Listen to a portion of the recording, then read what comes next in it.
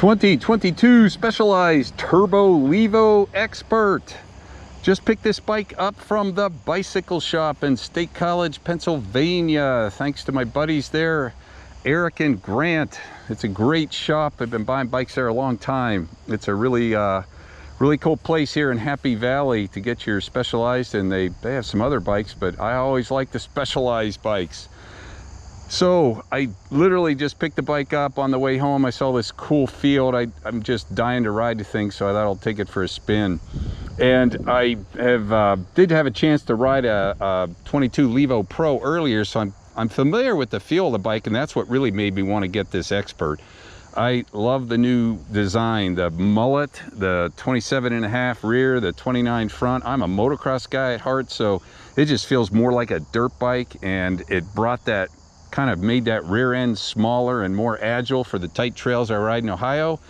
And yet you still got the 29er to roll over the roots and rocks, and it just gives it kind of a freer feel in the corners with that mullet configuration.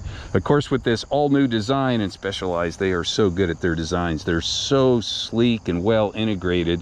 There's so many adjustments here. We can change the headset angle, and it's got the chip here in the back. This one comes in the high position, so it makes it a little bit steeper up front and gives you a little bit more bottom clearance.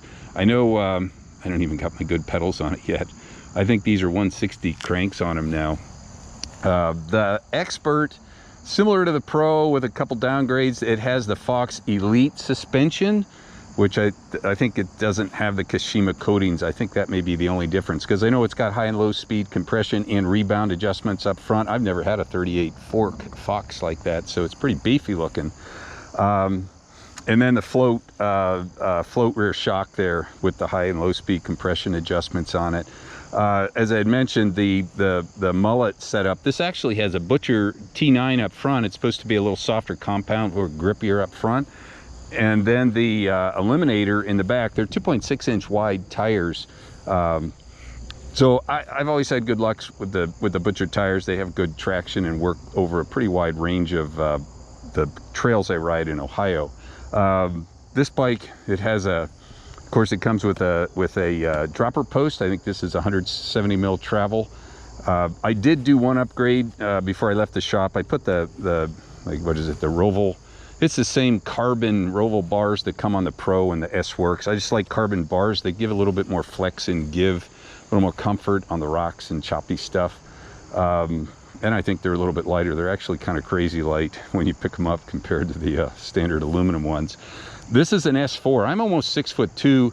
I've ridden an S3 and S4, and I could ride an S5 no problem too. But I tend to like my bikes to be a little more compact for the tighter trails I ride, and it just gives it a little more quicker handling. But Specialized, you got S2 all the way through S6, so you can dial in what you want size wise, even changing the stems and stuff out. But the bike works good. As I said, I putted it around the shop, and I'm just amazed how smooth and quiet and integrated it is.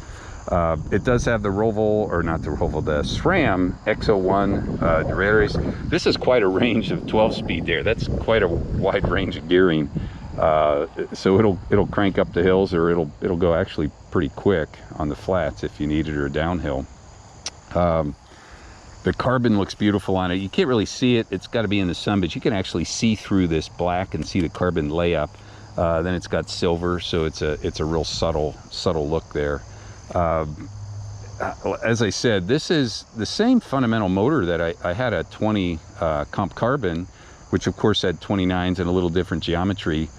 I don't think the motor hardware's changed a lot. It feels a little more refined, but the pedal assist and the smoothness of the assist it's so good on these Specialized bikes. And with the belt drive, it's very smooth and quiet, and there's no kind of on-off or herky-jerkiness at all.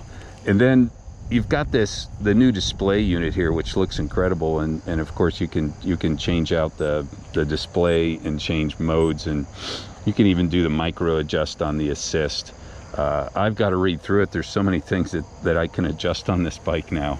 I'll have lots of stuff to play with, but like I said, I just wanted to get out. It's so beautiful day here. I thought I want to just at least go for a little quick ride on it. Now I'm in turbo mode. It's got a little steep, like a nice steep hill climb here. So you can hear the motor. I think it's about comparable to my comp carbon I had. Maybe I still have a 2019 Levo or Levo Expert. So I think it feels similar to that.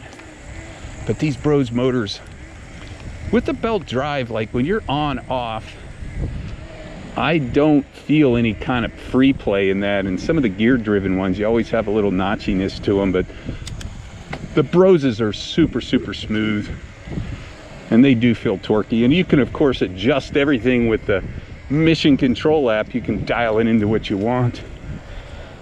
Man, is it a beautiful day. It's just fun to get out and ride.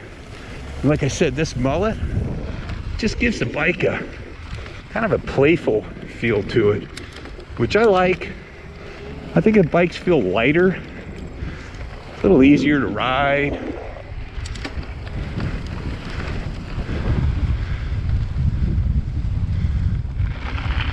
Being a motocross guy at heart, it just feels more natural to me. Of course, the dirt bikes always have a smaller rear wheel.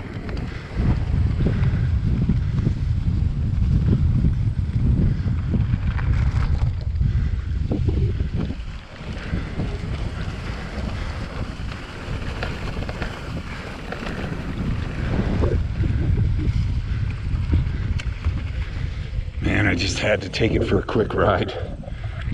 Just an initial spin. So, 2022 Levo Turbo Expert. I'll be getting it up in the mountains here probably later today, or for sure later this week here in Pennsylvania, so I'll have more videos. But look at that thing shine. Again, thanks to my buddies at the bicycle shop, Erik and Grant in State College, Pennsylvania, Happy Valley. You can see Mount Nittany in the background there. 2 big thumbs up. Looking forward to more rides soon on the Levo Expert.